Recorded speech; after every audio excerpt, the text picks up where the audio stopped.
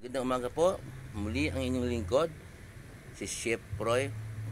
Sa umaga pong ito, ang ikwento ko po sa inyo ay tungkol po kay Propetang Elias. Siguro po si Propetang Elias narinig na po ninyo at pamilyar na sa pandinig ninyo. Kung babasahin po natin sa Lumang Tipan po, Unang Hari 17. Ganito po ang istorya po kay Propetang Elias. Si Propetang Elias po, propeta siya ng Diyos. Siya po isang taga Tisbe ng Gilead. Sinabi po niya kay Haring Ahab ng Israel, hindi magkakaroon ng ulan kahit hamog sa darating na taon hanggat hindi ko ipapanalangin. Hindi matindi, ang lakas niya kay Lord. Kaya sa ganun pong salita, nagalit sa kanya si Haring Ahab at hinahanap po siya para ipapatay.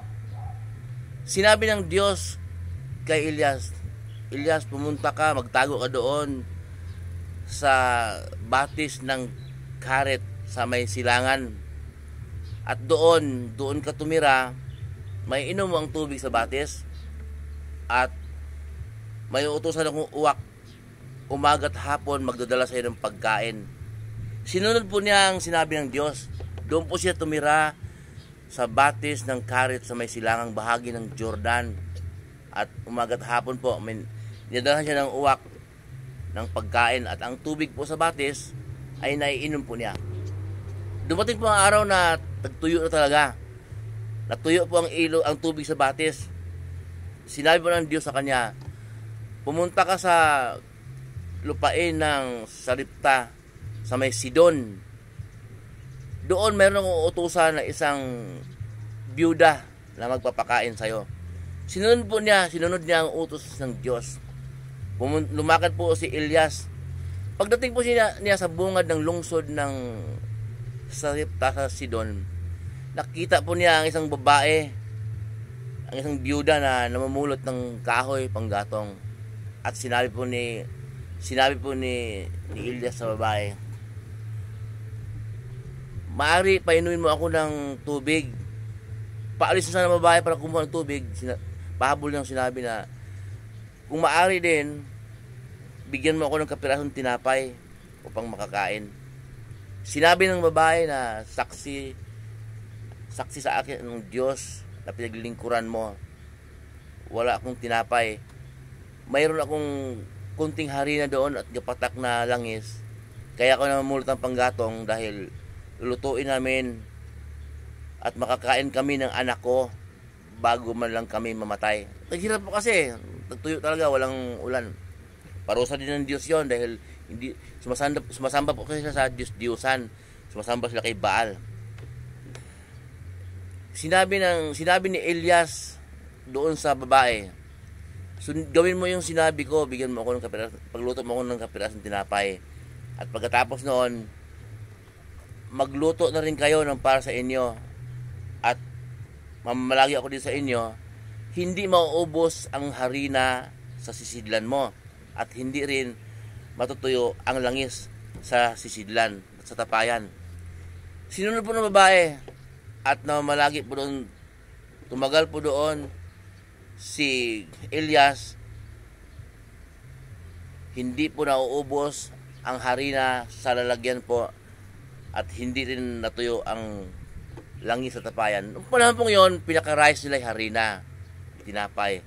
Yun po pinaka-rice. Kaya laging binabanggit sa Biblia po, tinapay. Pero tinapay yun na pinaka-rice, walang panimpla.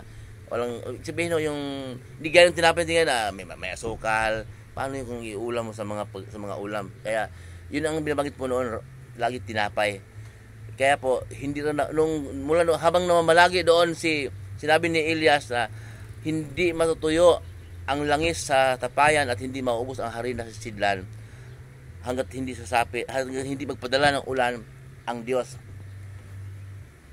Tumagal po doon si Elias, tumira sa babaeng byuda hanggang sa nagkasakit ang anak ng byuda. hanggang sa mamatay po ito. At sinabi po ng babae, anong kasalanan ko at pinarusahan ninyo ako? Naparito ka ba upang parusahan ako? Ikaw ay lingkod ng Diyos. Namatay ang aking anak. Sinabi ni Elias doon sa babae, akin na yung anak mo. Kinuha ni Elias ang bata na patay na, dinala doon sa itaas sa kanyang tulugan, at nanalangin si Elias. 3 bisis niyang dinapaan ang bata. Hiniling niya sa Diyos na buhayin ang bata. Hiniling niya ng ganito na, Ama, ito ba yung ganti mo sa babaeng pinagsilbihan ako, nagpapakain sa akin? Hiniling niya na mabuhay ang bata. Nabuhay po yung bata at inakay niya yung bata. Binalik niya sa babae at ito na yung anak mo. Naniniwala doon ang babae na talagang lingkod ka ng Diyos. Okay. Yung pong aral po na yun, mahaba po kasi yun may karugtong, pero bigyan ng parto sa ibang araw kasi nga may inip po kayo, hindi niyo mapapanood ng buo kung talagang itutuloy ko. Yung aral po na yun,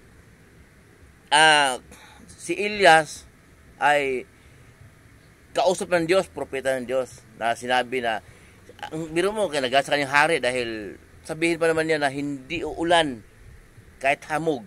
Yung pala pong ulan ay padala ng Diyos at hamog. Hindi na ulan at hamog hanggat hindi niya ipinalangin. Kaya nagtago po siya, sinabi ng Diyos, magtago ka doon sa batis ng karit at doon ka uminom at ang uwak ang magpapadala. Utusan ko na magdala sa iyong pagkain umaga at hapon.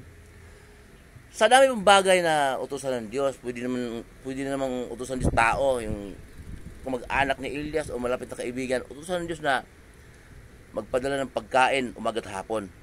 Pero uwak ang ginamit ng Diyos. Sa dami-daming ibon, uwak pa na, yung uwak po na yun sa probinsya pala na-issue na alaga doon ng mga aswang, pero hindi ko alam kung totoo. Hindi na mahalaga yun kung totoo o hindi po, pero uwak po, ibon ang inutusan ng Diyos na magdala ng pagkain kay Elias. Nung natuyo po yung tubig sa batis, lumakad po siya sa Sidon. Ang inutusan ng Diyos na magpakain kay Elias, isang babaeng matanda, byuda. Noong panahon pong yun, hanggang ngayon po sa Middle East, pag byuda ka, suportado ka ng ayuda ng gobyerno. Kasi ang babae daw mahina, hindi gaya ng lalaki na maghanap buhay, mabibigat ng trabaho, kayang suungin. Maliit ang tingin nila sa babae. Suportado sila ng gobyerno, maayuda. Kaya dito po sa binabasa natin sa aklat ni Elias, ang ginamit ng Diyos na pakainin si Elias, uwak, ibon. Pagkatapos noon, babae naman na byuda, na matanda, na walang kakayang trabaho. So, mahihinang linalang ang ginamit ng Diyos. Ang aral po natin makukuha po dito, huwag po tayong magmalaki. Kung tayo po ay nakatulong sa kapwa, huwag po tayong magyabang. Kasi tayo po ay, lalo na kung kumplito ang ating kamay, paa, kaya natin magtrabaho, kaya natin magnegosyo, huwag na tayo pong magmalaki at ipagyabang na tayo nakatulong sa kapwa. Yun po ang aral dito kasi nga, kahit uwak, kayang gamitin ng Diyos upang makatulong sa kapwa at pakainin ang kanyang hinirang at pakainin ang naglingkod sa kanya. Kahit babaeng matanda, kayang gamitin ng Diyos upang pakainin ang mga hinirang niya at mga naglingkod sa kanya.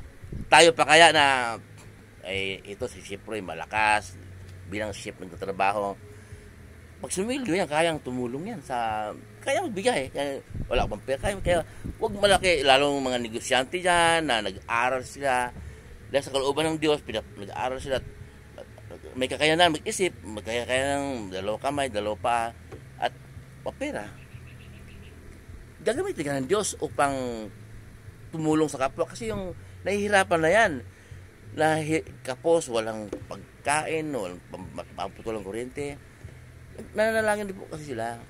Kaya gagamitin ka ng Diyos na makatulong. Hindi kung nakatulong ka na ay ligtas ka na. Hindi kung nakatulong ka na ay kalugdan ka ng Diyos.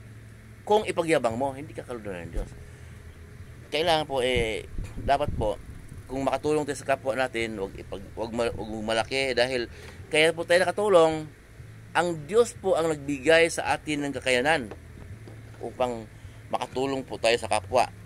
Kaya po, yung mga natulungan po naman, kahit sinong nakatulong sa atin, kahit si mayor man yon o may kamag-anak tayong mayaman, mayroon din kaibigan na mayaman, yung natulungan po, sa Diyos po ang pasalamat. Dahil yung mga tumulong po sa atin, ginamit lang po yan ng Diyos. Yung mga misyonero dyan, may lakad, puntang ibalita nila ang magandang balita ng Diyos, salita ng Diyos, pupunta ng Cebu, Davao. Mayroon pong mayaman na nagbibigay ng ang tawag na sponsor. Pero kaloob ng Diyos. Hindi ko mo nag-sponsor ka na, magyabang ka, magmalaki ka na. Hindi ako nag-Bible study, hindi man ako nagsimba. Pero tiyak na sa langit ako mapunta dahil umisponsor ako sa mga misyonero, ng mga nag-mission, sa mga sa church, nagbigay ako ng malaking pera, iparenovate yung pintuan, kung ano man. Tiyak na sa langit ako mapunta. Hindi po ganon. Tayo po kayang gamitin ng Diyos. Uwak nga, ibon yun. Kayang gamitin ng Diyos. Pinapakita po dito na uwak. Kayang gamitin ng Diyos, tayo pa kaya. Kayang gamitin ng Diyos para pakainin ang kanyang hinirang o naglilingkod sa kanya. Matandang babae, kayang gamitin ng Diyos kahit walang trabaho para pakainin ang naglingkod sa kanya. Tayo pa kaya na may trabaho, may iba dyan, may negosyo. Madaling gamitin po ng Diyos. Kaya wag pong magyabang, wag magmalaki na tayo po nakatulong sa kapwa.